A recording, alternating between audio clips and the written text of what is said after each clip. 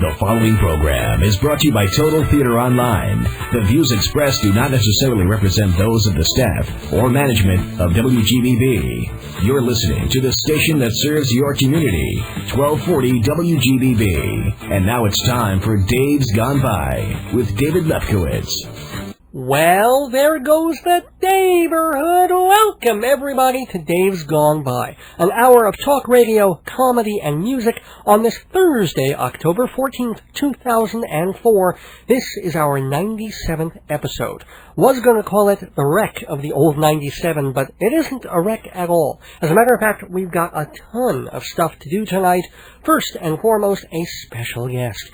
A woman who's directing a revival of one of the most popular plays of the last couple of decades, Crimes of the Heart.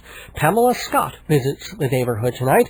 Beth Henley, of course, wrote the show, won a Pulitzer for it. It was later made into a movie with Diane Keaton and Sissy Spacek and Jessica Lange.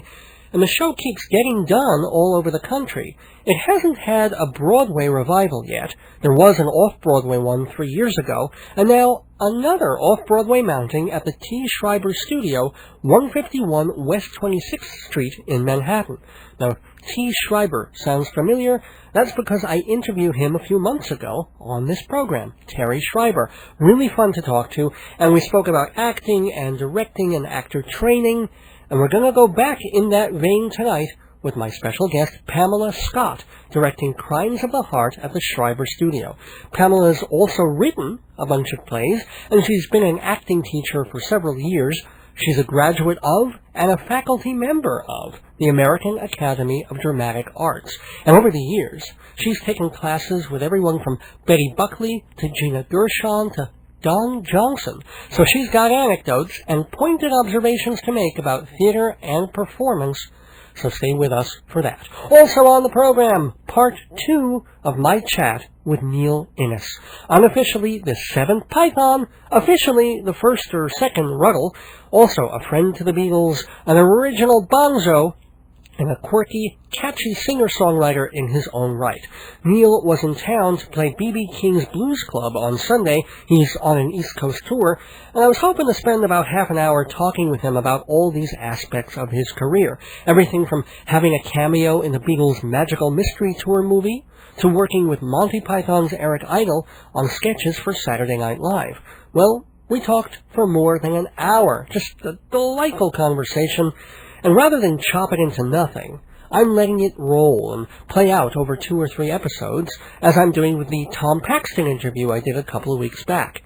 So, last week, Neil Innes and I talked about the early years, forming the Bonzo Dog Band, working with some of the Pythons pre-Python on Do Not Adjust Your Set, meeting the Beatles for the first time. But there's so much more, especially Neil's close friendship with George Harrison and his years working with and on Monty Python's Flying Circus. It turns out Neil wrote one of my very favorite Python sketches. You'll find out which if you stay tuned now till 8 o'clock on Dave's Gone By. Brought to you by Total Theater, publishers of Performing Arts Insider magazine, Quiznos of Hewlett for tasty, toasty sandwiches, yum, and Hewlett Minuteman Press, printing, copying, binding, and every other ing you can think of. And if you think of another ing, by all means, please share it with the rest of us. Write to me at davesgoneby@aol.com. And I am the Dave of Dave's Gone By, Dave Lefkowitz, radio personality, theater critic, journalist, and humorist, every week filling this program with smart talk, silly talk, special talk, and music. All of it rated DGB-13, that's the Dave's Gone By equivalent of PG-13, and even that is being overly cautious. But hey, Howard Stern gets to jump to satellite. We're still stuck in analog, so better safe than sorry. And you won't be sorry you stayed for this episode of Dave's Gone By, which gets underway with Inside Broadway right after this.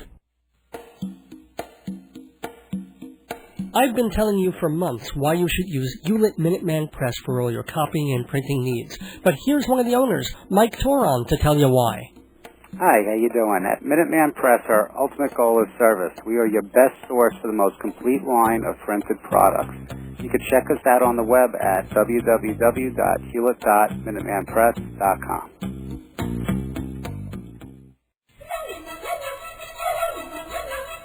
Inside Broadway, brought to you by Total Theater's Performing Arts Insider, your everything theater guide.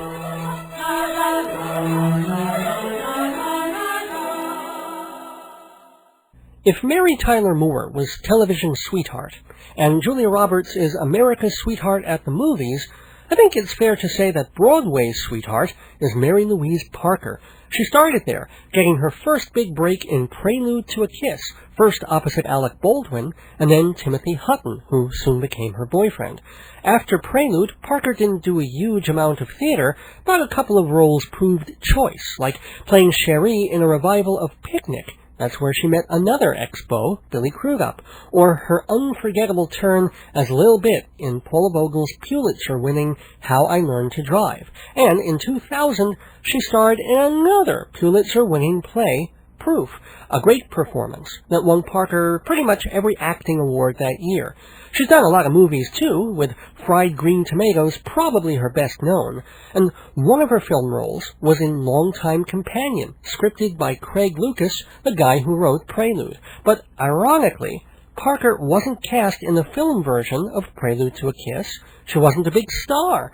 Meg Ryan was, and recently Parker wasn't even cast in the upcoming movie version of Proof. Gwyneth Paltrow grabbed it. Parker did appear in the movie version of another Lucas play, Reckless, but she had a small role, with Mia Farrow getting the lead. Now, Parker gets the top role in Reckless as this dark comedy returns to the New York stage. Manhattan Theater Club and Second Stage Theater are co-producing this revival, which opens at the Biltmore Theater tonight, October 14th. Back in 1988, Reckless was one of the last hits out of Circle Repertory, the Greenwich Village institution that was a home to everyone from William Hurt to Langford Wilson. Circle Rep introduced playwright Lucas as a unique voice, making elements of fantasy, dark comedy, romance, and harsh reality all tumble together. Reckless is a perfect example. It's Christmas Eve, and the woman with a seemingly ideal home life realizes her husband has put a contract out on her life. She jumps out the window and into a strange and outlandish journey with a lot of bizarre and sometimes scary new acquaintances. And her worst fear is that it all could be nothing more than one big Freudian nightmare in her head. Sounds like an ideal part for Parker, who gets to play opposite Michael O'Keefe, Deborah Monk, and Rosie Perez. Again, that's at Broadway's Biltmore Theater on West 47th Street, opening tonight with Mark Brokaw directing. Will Reckless be a revival to recommend or to reject? The best way to find out is by subscribing to Performing Arts Insider Theater magazine. If it's on stage in New York, theater, cabaret, opera, and dance, Performing Arts Insider has it. Variety doesn't have this information, Backstage doesn't have it, the New York Times don't got it, even Theatrical Index does not contain all the comprehensive content of Performing Arts Insider. Call 516-295-1511 or visit TotalTheater.com for subscription information. 516-295-1511. The current issue of Performing Arts Insider is available at the Drama Bookshop in Manhattan, or you can order it directly from Total Theater for just $10. That's nearly a third off the cover price and includes all postage. 516-295-1511 or email PAIpress@AOL.com. No theater lover should be without Performing Arts Insider. I don't generally review shows on Inside Broadway. This is more of an informational preview kind of segment, but I will break with tradition to remind you that Golda's Balcony, starring Tova Felsha, has its one-year anniversary tomorrow. The play opened at Broadway's Helen Hayes Theater, October 15, 2003. It's a riveting look at the life of Golda Meir, former Prime Minister of Israel, during some of that country's most difficult times. What really struck me about Golda's Balcony is that, although it's a one-woman show, It is so well structured. It has so much going on, and the plot is so tense. It feels just as full as a drama with 10 characters and a dozen different sets. Golda's Balcony actually debuted as a more traditional play years ago, with Anne Bancroft starring, but William Gibson revised it into a solo, setting it during the Yom Kippur War with Golda's back against the wall. She begs the United States for help and threatens to go nuclear if Israel's very existence is at stake. So not only do you get the backstory of Golda's life, born in Russia, raised in Milwaukee, married to a sweet but incompatible husband. She was a tremendously influential Zionist trying to create the State of Israel, and this was long before the Holocaust, but certainly after it as well. And then her golden years as labor minister and foreign minister, even before she became prime minister. It's all there in Golda's Balcony. I can't recommend the show strongly enough. I know Tova Feldscher got most of the credit and award consideration when the show opened last fall, and she certainly deserves the accolades. And she is still in it. You see the show, you see her. But it's not just her, it's the play itself. See it at the Helen Hayes Theater on West 44th Street, just one of the many shows we talk about on Broadway, inside Broadway.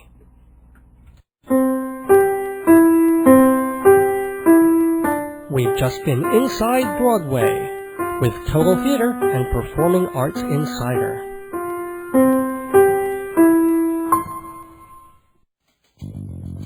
Hey baby, for a good time, don't call me. Read Dave Lefkowitz's book, Marriage, Babies, and the End of the World. It's got all these funny comedies in it. They make you laugh, they make you think, they make you, ooh. Marriage, Babies, and the End of the World.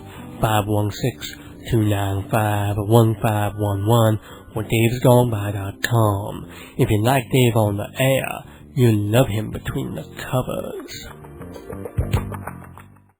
Welcome back to Dave's Gone By on AM 1240 WGBB Freeport and AM 1240 WGBB.com. Back in January, I think it was, we talked to Terry Schreiber, who is a director and acting teacher and a really nice guy with a lot of good stories about learning and teaching and the process of acting, and it was great to talk to him. Well, he has a theater, an acting studio, as well as a production house called the T. Schreiber Studio. And playing there through, I think, October 24th, it is, a revival of Beth Henley's comedy drama, mostly comedy, Crimes of the Heart.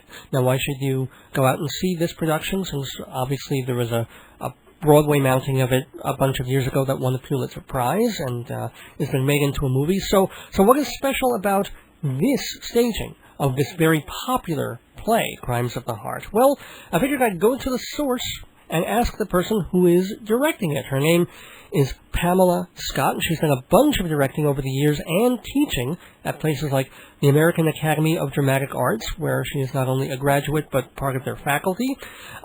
She's also studied with Sandra Seacat, who's a pretty well-known acting teacher and has had some rather famous classmates, whom I'll be asking about.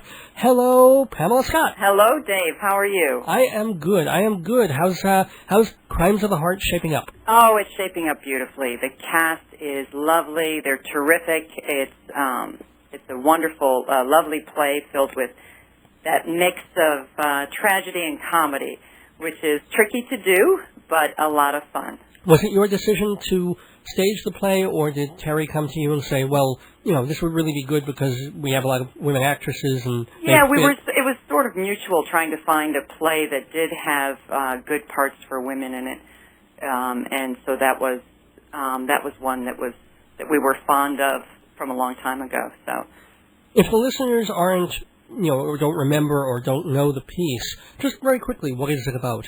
It's about three sisters in Hazelhurst, Mississippi, that basically are trying to learn how to handle the bad days. The one sister, the youngest sister, has shot her husband, who is a senator. She was trying to kill him, but she missed. The other sister, it's her birthday, and she can't have children, and she's upset about that. It's her 30th birthday.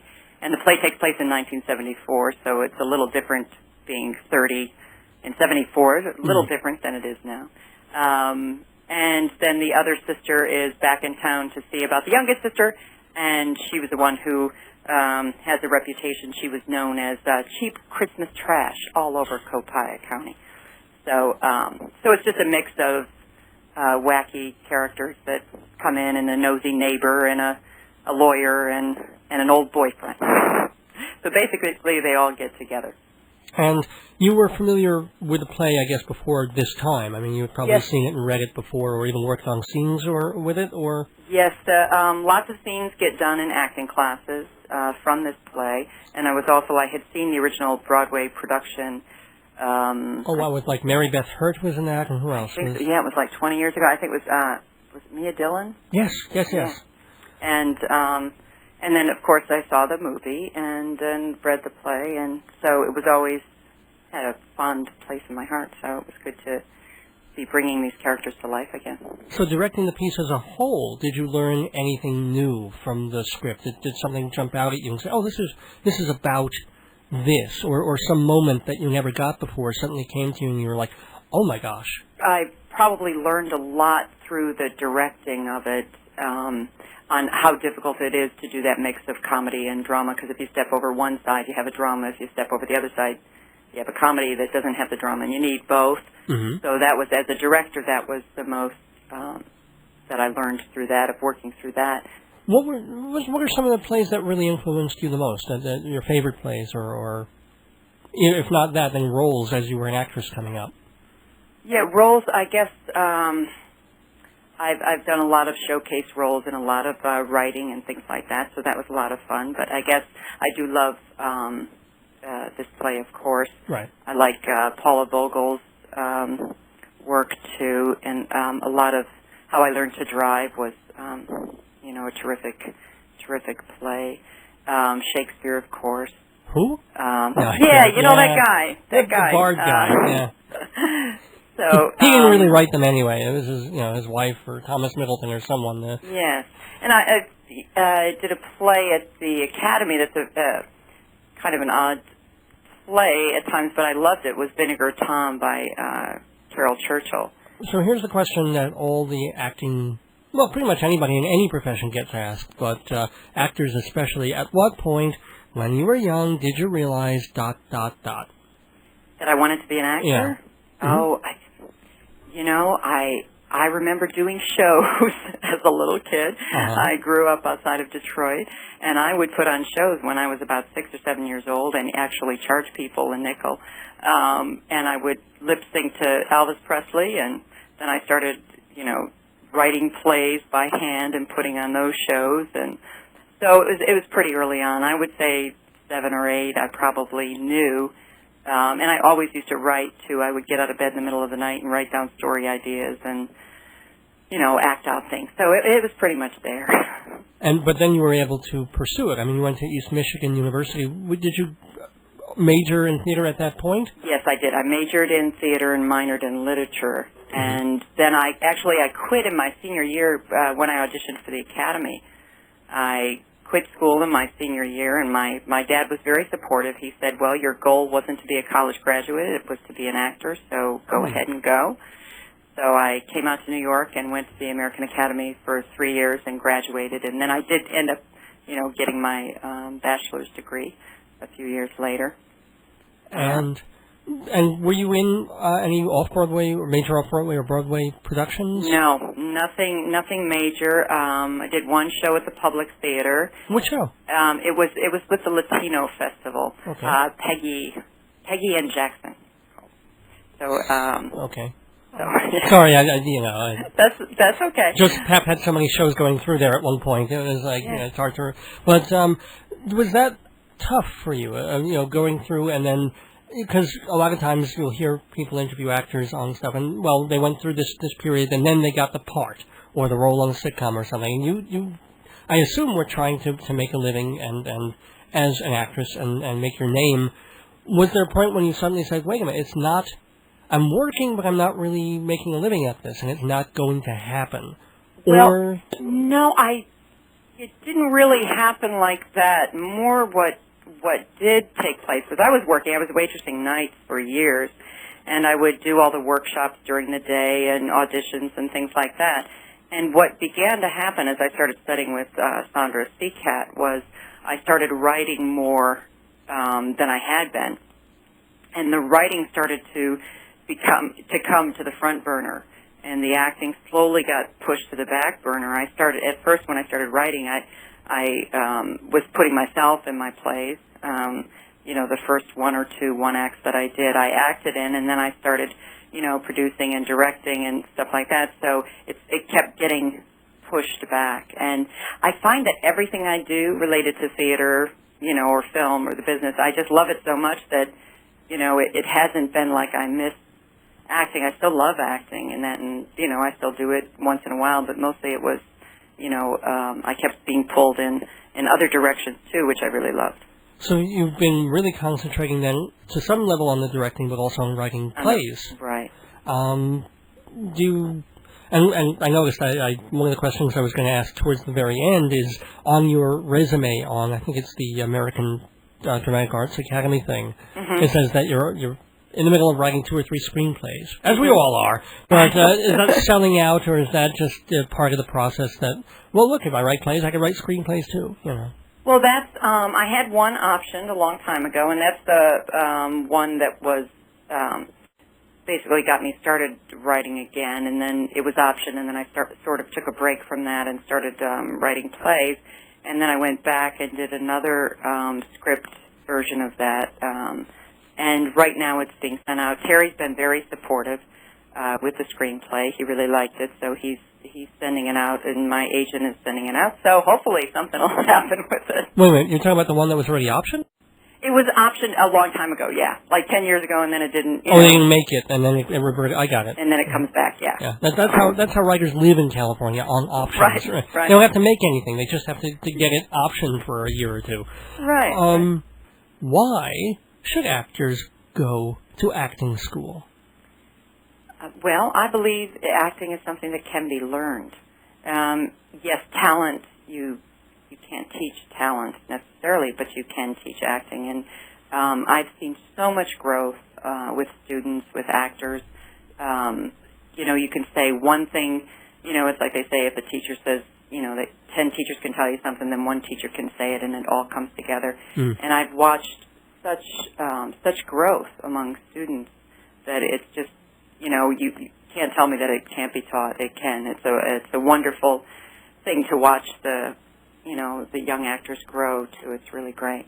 Do you subscribe to any particular technique or method, or is it a synthesis of the different schools, or what? Basically, it's a lot of synthesis. I would probably lean more towards method.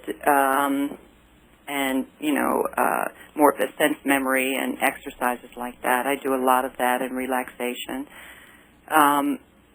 But it's also, since different schools that I teach at have different time frames, I sort of sometimes have to fit within that. So I may, shorten my technique or my relaxation and things like that to work within the time frame in the schools. And I learned a lot from not only at T. Schreiber and the Academy, but also with Sandra Seacat. So, but her work usually takes a really long time, so so I can't use all of it, but it's great. All right, it's name-dropping time, I guess. But first of all, since you've been a teacher for how many years now? I think it's about 6 or 7 years now. 7 years now. 7 years. Yeah. So anybody that we would know of who came under your tutelage? Not so far, no. Okay, that's cool. Then let's reverse it. Then certainly the people that you mentioned that were classmates coming up with you is a little bit of a who's who here. We can just, any memories that you have of these folks, good or ill or both. People like Betty Buckley? Yes, she was in class with Sandra and with one workshop. And she was lovely to work with. She was pretty amazing because she would just give her all when she was on stage. It just oozed out of her. But it wasn't a singing thing. This was purely an acting class, yeah. And Gina Gershon. Yeah, she was great. She actually has a great comedic sensibility that doesn't get tapped into a lot. But we were in Scotland for 3 weeks. My teacher, Sandra, did an acting workshop there for 3 weeks. Cool. We had 18 actors there. Rented a castle. It's really great. And just worked on our craft from morning, noon, and night. And so I can only say doing line in winter at 1 o'clock in the morning in a castle in Scotland. Wow. That it was really special. And Gina had like I said, a great comedic sensibility and was very, very talented. And that was probably, I don't know, maybe 12, 14 years ago, I think, 12 years ago. Here's a name that I wouldn't expect, and I guess that's the kind of thing we wanted to hear about Gina Gershon, is we know her for one thing, but we don't realize X, Y, and Z, that she has the potential to do these other things. So, Don Johnson. He was terrific. And I'll bet he was like an actor that people don't even realize from watching Miami Vice, that, he has a dramatic talent, or he's really funny or something, right? Yes, he did a scene once, and he was going to leave. He had his driver waiting, and Sandra said, Don, I'd like you to do it again. And he said, I really have to go. And Sandra said, Don, I'd like you to do it again. And so he said, okay. And he did it again, and she worked him through it, and it was brilliant. It was wonderful. And he was sobbing, and he was laughing, and we were all sobbing and laughing. And I saw a side of him that was just really, unfortunately, doesn't, on some of the stuff, you can't, on TV, you don't always have the time to get to that stuff, or it wouldn't be appropriate in some of the TV shows. But he was a brilliant actor. Is a brilliant actor. What scene did he do? Do you remember? He was doing a scene from Kafka. Don Johnson does Kafka. They should put that on a marquee right now. Yeah, and he did it beautifully. And I used to, for Sandra, one of my jobs as her assistant was to rewatch all the videotapes, and write things down about it. So I would be in the workshop, and then I would tape the workshop, and then I would watch the tapes, and then I would write about the different scenes. So that was a terrific learning experience for me also. Now, you not only, as we've said, you've done acting, and you do a lot of directing, and you're writing a lot of plays. You also founded one theater, and then also kind of a little company. So first of all, Aching Dogs Theater, which is a play on, aching feet. Right. And what's that about?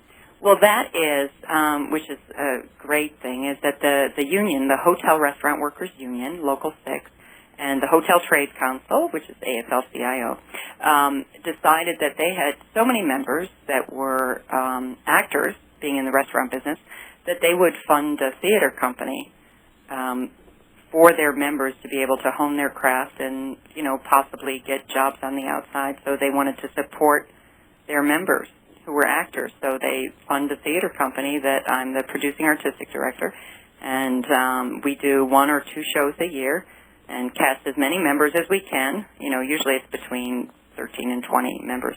And I also teach weekly workshops, and so they've been great about that.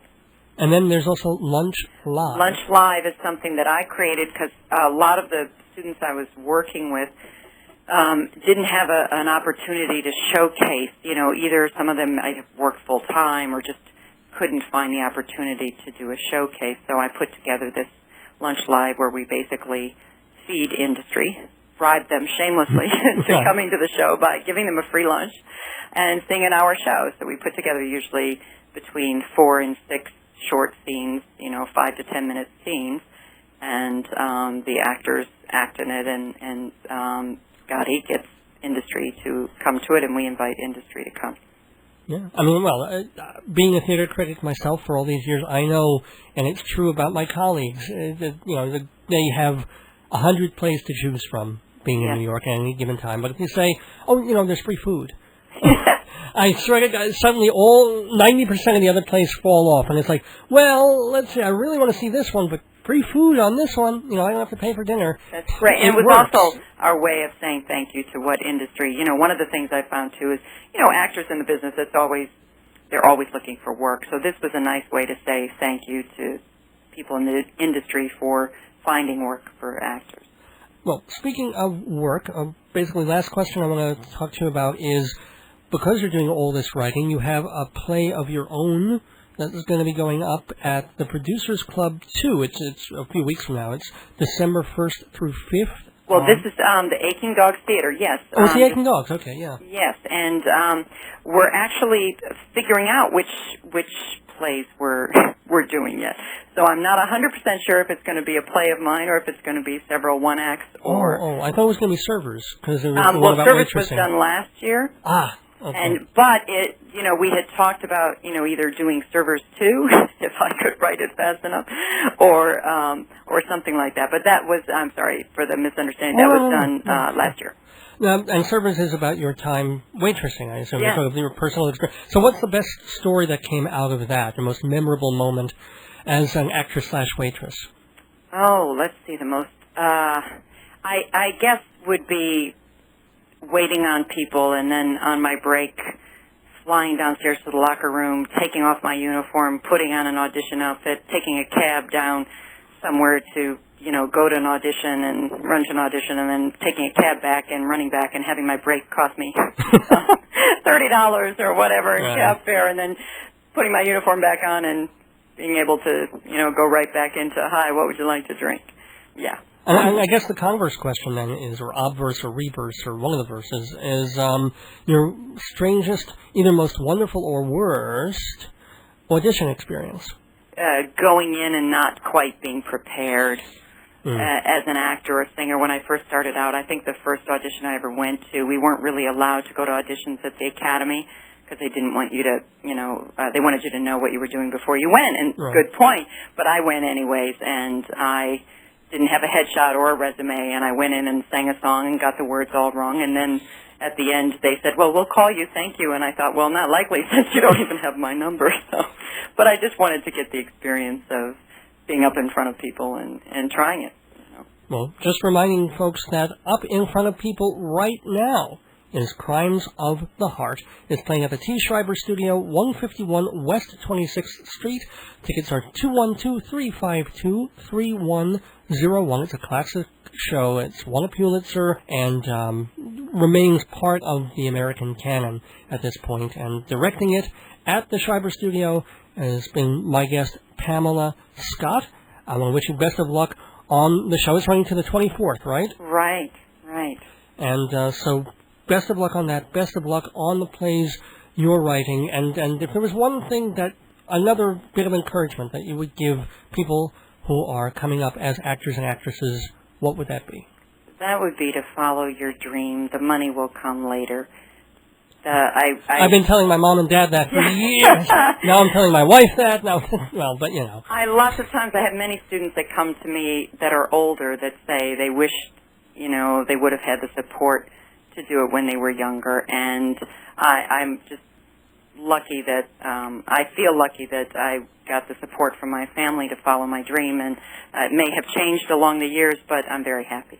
Well, very happy to have you here with us on the Neighborhood. Pamela Scott, best of luck. Thanks so much. Thank you, Dave. Oh, honey, you turn me on the radio. That's right, Joni. I turn you on all week long for a bunch of shows on WGBB, like Wednesday nights at 11 for psychic astrologer Joyce Keller, hosting radio's longest-running psychic advice show. She knew I'd say that. Thursday nights at 6, an hour before Dave's Gone By, it's WGBB Tonight with Larry Davidson. And then, right after my show, Smooth Jazz, the Instrumental Invasion with Mike Shameri at 8. Friday nights at 6, Bonnie D. Graham has advice about being single and singular on Long Island's dating. And things get wilder on the weekends with the Saturday Night Rock Block, starting at 7:30 with a Mr. Redman music show, up-and-coming Long Island rock bands, and a weekly countdown, followed by Mikey and Jimmy. It's a madhouse, it's a zoo, it's Mikey and Jimmy, Saturday nights at 9. And then on Sundays at 7, Joe Salzone offers conservative politics with a sense of humor and an open mind on your world.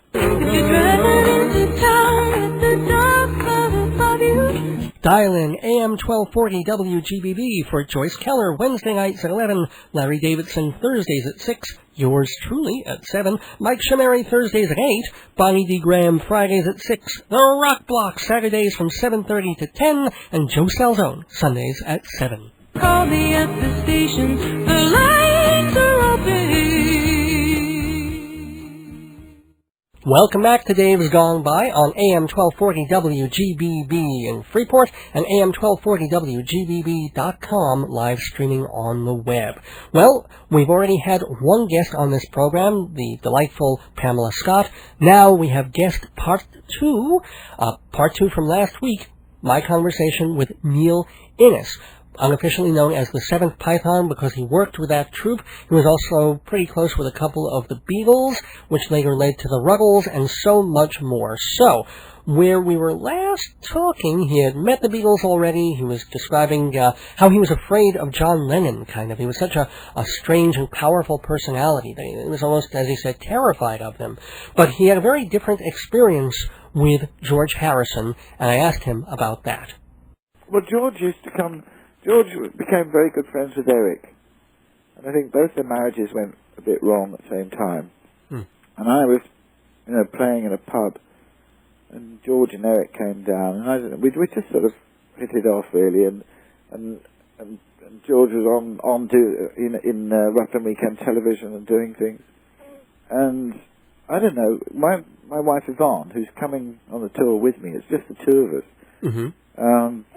is a very, very accomplished garden designer, and she's won several gold medals at Chelsea Flower Show and things like that. And so when we saw, the first time we went to Friar Park was to film some of the Crackerbox Palace videos, and it's a stunning place. And so ever since then, Yvonne's been helping with the garden, and we've been kind of friends ever since. And my youngest son and Danny is only a month between them, so we had a lot in common. I wrote this song called "Love Is Getting Deeper," which I do in a silly French accent because it's sort of a bit like Charles Aznavour. But George actually did a version of it as well because we both had young babies at the time. When was the last time you saw him? I think about 9 months, a year before he passed away. Well, I didn't see him looking ill. He went away to Switzerland, and where he did look a bit ill. I mean, this is the character and strength of the man. Klaus Vormann, who went to see him in Switzerland, told me that he always had this little digital camera. He was always filming things and doing things with it. And up in Switzerland, I think he had no hair. And he turned it on himself and said, "How does it feel to be one of the beautiful people?" Wow. He was a very, very special person. I don't think of him as gone. I think he's still here somewhere. We've kind of covered the Beatles, but tell me more about the years with Python. Right, well, Monty Python, so I think I mentioned, but I'll say again, when the Bonzos did this television show for children called Do Not Adjust Your Set, and the writers and performers in it were Eric Idle, Michael Palin, Terry Jones, and Terry Gilliam was doing his first animated films for it too. Right. And it was all put together by a man called Humphrey Barclay. He was the producer, and he was sort of his inspiration to put the Bonzos together with that lot, along with another actor called David Jason and an actress, a very, very funny comedienne called Denise Coffey. So anyway, that was the cast and writing crew, and we did about 26 of these things. And they became, they were very much pre-Python, similar kind of thing. But at the end of the second series, the Bonzos, I think it was 68, we went off to America, twice. And by the time we came back, Monty Python was on the air, and the others had teamed up with John Cleese and Graham Chapman. Right. And I suppose a year after, the Bonzos sort of split up after, America, with 71, I think. So by then, Python had sort of got going, enough for them to sort of be asked to make records. And so Eric Idle rang me up to see if I'd come and help them with the records. And so, because we all knew each other, so it was very easy. I just sort of slotted in. I hadn't met Graham and John, but that didn't take long, Right. And, well, actually, before getting into that must have been a weird transitional period for you. I mean, you just sort of said, oh, well, the Bonzos broke up, but that must have been, you were with them at that point for a few years, and did you think, oh my gosh, what am I going to do now? Or did you already have... I mean, in many ways, we didn't mean to be as busy as we were. We always thought, well, this is a bit of fun to do after college. We'll think about what we're going to do later. And I think it's fair to say at that time in the UK the economy was very good, and Harold Macmillan at the time had said, "Oh, you've never had it so good," was the phrase. And people in my position, I think, who were just coming out of college, didn't even think, well, what job can I get a job? It's sort of, what job do I want? Wow. So there was no less pressure that there probably is now on young people to sort of think out their careers or look at their options. Or when they're in junior high school, yeah. Yeah. So there's none of that pressure. And I remember coming back from the Bonzo's very last gig, it was a bit of a riotous affair. And suffice to say, we were still driving when the dawn was coming up. I was coming back into London. And until the dawn came up, I was thinking, that's the end of that, that's the end of that. And then the dawn came up, and somebody said, well, no, it's got to be the start of something else. And sure enough, it was. And I wouldn't swap a day, of the fun we had with the Bonzos, but at the same time, we were so sort of indisciplined, really, in a rather cutthroat business. And when you have 8 people in a band... No, there was only 6 by then. Oh, by then, okay. But yeah. Even so. But the thing was that we didn't have a holiday. What we did was pay off 3 managers. But we didn't have a holiday. And I think if we had a holiday or something like that, the strain wouldn't have got to Vivian Stanshall quite so much. And, when you stop arguing, I think you're creatively dead. And I think it was wise of the Bonzos to sort of say, right, we're going to stop it now while it's pretty good, and not let it fester. Cool. And so I moved very easily into sort of working with Python, because I know that, if you do get a group of people together, the chemistry kind of kicks off. And it's always going to be stronger than anything you can do on your own. Yeah, so I really enjoyed working with the Python team. Could you just remind us of some of the sketches that you were in before that last season, where you were almost like a full-fledged member, in fact, of the cast? But I wrote a couple of things. You wrote a couple of things. Chapman. Yeah. I think it was my idea to come up with this awful family. The most awful family of Great Britain contest? That's it. Oh, I love that. Yeah, and notice how they ripped it off when they put the Osbournes on. I don't think they realized it. But whose idea was it to do Terry Gilliam with more beans? No, it was my idea. Oh, yeah. Beautiful. Yeah. And what other one did you do? Or did although I can't remember who thought of ironing the cat. But no, I did that, and I also actually wrote I wrote the appeal on behalf of the very rich, which Graham performed. Must have been a Graham thing, yeah. And then, so that was the first couple of seasons where you were also used for some singing stuff. Were you part of the original?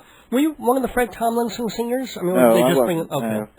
But that was very early days before I was with connected with Python, because I think because they more or less sort of finishing off television. I kind of joined them. Well, there was apart from that last season. That's right. Which is rather unfairly maligned. I mean, you go back and look at that last season, and some of those brilliant stuff that they did. Quite honestly, I can't remember any of it. Oh my gosh, Michael Ellis. I know. I don't think I even had a VCR in those days. Mm. But no, there were certainly very happy days. But the television thing sort of wound up, and they'd already gone to Germany, I think, and done some stuff where they did the silly Olympics and what have you. But right. But everyone got together again to do these live tours, and we did I think the first thing we did was a farewell tour of the UK, and then we went to Canada, and then I think we did the city centre in 1976. Where I saw you guys, by the way. Ah. Very proud to say. I was. Gosh, how old was I? Did 16 or 12. Well, nearly every night there was a different guest amongst the Mounties, and it was quite interesting to see who was there. I mean, George did it one night, and so did Harry Nilsson, bless him. And you could guess, because Harry was rather fond of his sort of gin or tequila or whatever it was. Yeah. And he was the only Mountie with his buttons done up the wrong way. And when he took a bow, he kept on going and ended up in the orchestra pit. And did everybody think in the audience, oh, well, that's part of the gag? And it wasn't? Exactly, yeah. I mean, the mercy was he wasn't hurt in any way. But what I didn't realize was that then there was this tradition from the touring of a famous person in the Mounties, because at the tribute concert to George Harrison that was done, about 2 years ago now, yeah. What was it, Tom Hanks? Tom Hanks was hidden in amongst the Mounties there. Absolutely. He was like a dog with three tails. He was really thrilled to be a Mountie. He was such a nice guy. I mean, I've met my share of big celebrities, and some of them, I wouldn't, tell the story again. But Tom Hanks is a total gent and a really good sport. All right, who's really awful? You have to say just one name. No. Oh please, one person. I have to kind of mind that erases negative thoughts. I don't have. I kind of get that from your music and the whole outlook of it. It's kind of a spiritual thing, which we'll get into shortly. But we're still in sort of the Python era. If you can give me kind of a quick sketch of your thoughts about the different Pythons, working with them, or just their basic personalities. I mean, I think we all kind of guess or know what they're like, but maybe some light you could shed on the different folks, like Michael Palin. Right, Michael Palin is genuinely a nice guy. I mean, he is the nice one. There's sort of somebody who's been described as terminally nice, we've been friends as a family, because he was married with two children. We've been married the same length of time. 37 years. Oh, wow. And so we've always been more sort of family contact then. And also and Terry Jones, who used to write with Michael. And Terry is an academic. He really is a really good history scholar. Oh, Chaucer scholar, yeah. Yeah. And the thing is, in fact, waffling around, why John Cleese left, because Eric wrote him a cheeky letter, because Eric was thinking about leaving. He said, how do you leave Python? And anyway, Cleese was sort of saying, basically I got tired of arguing with Jones, because, John is a very methodical, trained as a lawyer, and wants to make points, and sort of goes like this and goes like that. And then Terry gets bored with this, and then we'll sort of say things, golly, trees are so green. and after a few years of Terry doing this to John, who's being very methodical and analytical, he got tired of it. So, oh golly, I'm skipping all over them. So, but Eric was the only one who ever wrote on his own, funnily enough. Because Michael always wrote with Graham Chapman. John wrote with Graham, and Michael wrote with Terry. Sorry, yes. John Cleese wrote with Graham Chapman, and Michael wrote with Terry, and Eric wrote on his own, and Terry Gilliam was Terry Gilliam, Right. Terry Gilliam and I used to share dressing rooms on the road, because they put the two art students together, Right. And any thoughts about him? I mean, did you realize early on that he would become... Oh, yeah. No, I mean, I've always thought he was a genius, because I thought his animations were superb. And I also like, the Robert Crumb comics, and he knew Robert Crumb and things like that. So it was all part of the excitement of the ideas that were going around at the time. And, of course, we did kind of speak the same language visually and things like that. Let me ask about Graham Chapman. Well, Graham was inspired. First and foremost, I think he was a fantastic actor. Yes. But he had this wonderful sense of humour. In fact, John says the first time he met him in Cambridge, was he saw somebody looking through a pillar box, the English sort of letter boxes where you mail in letters. Oh, yes, yes.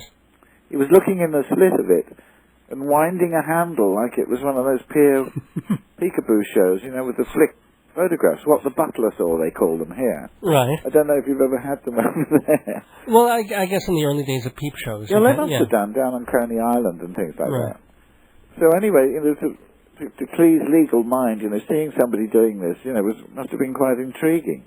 But they obviously worked really well, sort of with Graham, John's kind of methodical kind of approach, and Graham's sort of mad, inspired kind of ideas. But unfortunately fall down drunk towards the, Well, he did drink a bit, yes. But then he stopped, By the life of Brian, he was a saint. He had to be on that film, yeah. I mean, he had to promise, I think, not to. And then, he got... Yeah, but I mean, he was a doctor. He knew exactly what was happening to him. Yeah. So, I mean, everything, when I was writing with him, in fact, we went for a lunch with some of his medical friends. They're all doctors, and they all started waffling on about this and that, and I did feel a bit left out. And Graham was aware of that, and he said, "I'm really sorry, you've got, you can get me back, I owe you one." And then a week or so later, I think, my old art school invited me to come and see what the art students of that year had been doing for their final show. I thought, perfect. They invited me to lunch, so I invited Graham to come with me. and he was wonderful, because it was just as boring for him as it had been for me. But especially when we went outside, and this art student, it could have been Damien Hirst for all I know, because he went to the same college.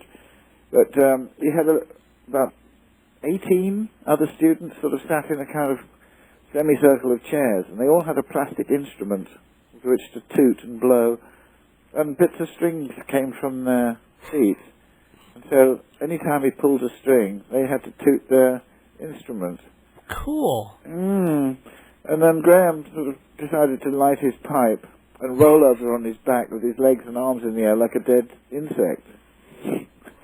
It went very well. I can imagine. It was wonderful. He was very good. You think of him in the wrestling thing. Oh, of course. Yeah, he can adopt a very good comic, dead insect pose. And it was wonderful, because the people trying to assess this sort of stupid art student for doing this could hardly keep a straight face. He should have gotten an A.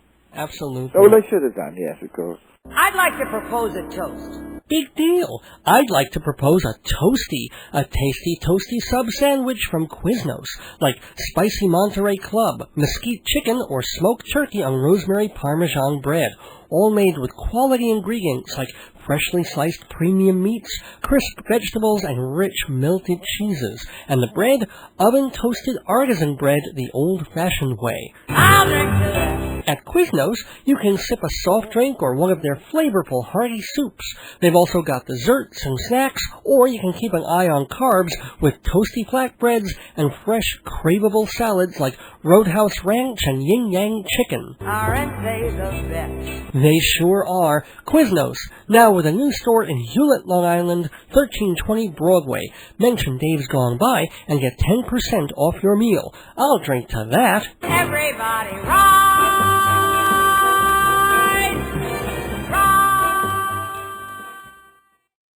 Welcome back to the final moments of Dave's Gone By on this October 14th. Big thank yous to both my visitors in the neighborhood, Pamela Scott, directing Crimes of the Heart at the Schreiber Studio, 212-352-3101 for tickets, and Neil Innes, continuing my amazing conversation with him. There's more to come, all about the Ruggles and life after Python. We'll probably finish it up on the next episode unless it's bumped by another guest. Won't know that for a few days, so check my website, davesgoneby.com, to see what'll be on. And check neilinnes.org to see what he's up to. It is a major site with bunches of songs you can listen to for free, and vintage videos too. All there with just the click of a mouse, neilinnes.org. INNES. And WGBB is how we spell this radio station. It's where you'll find a bunch of other shows to listen to throughout the week.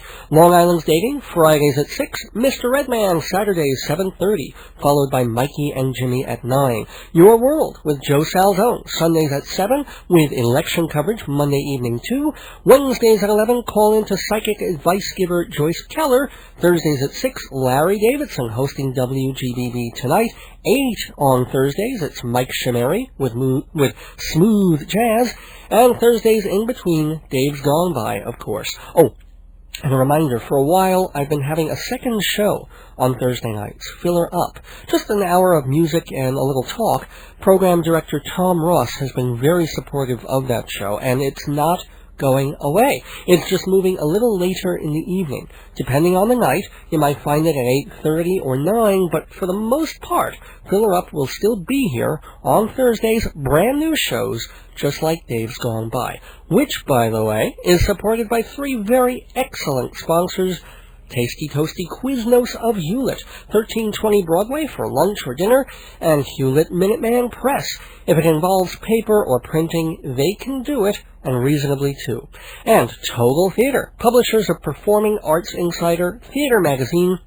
TotalTheater.com is the place for subscription information and more. And the place to be next week, October 21st, is here for the 98th edition of Dave's Gone By.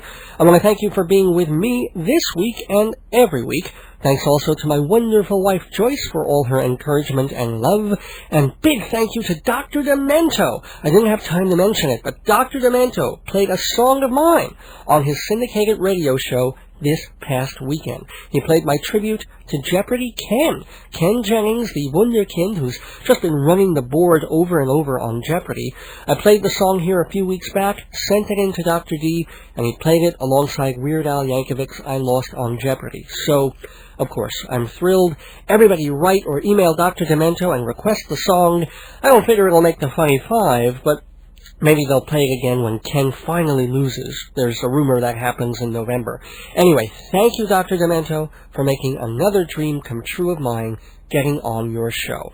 As for my show, next week, as I said, I think I'll finish up the Innes interview, do the news gone by, start getting ready for the 100th anniversary show in a couple of weeks. So be here with me, 7 p.m., October 21st, for the 98th edition of Dave's Gone By. Until then, don't miss your days going by.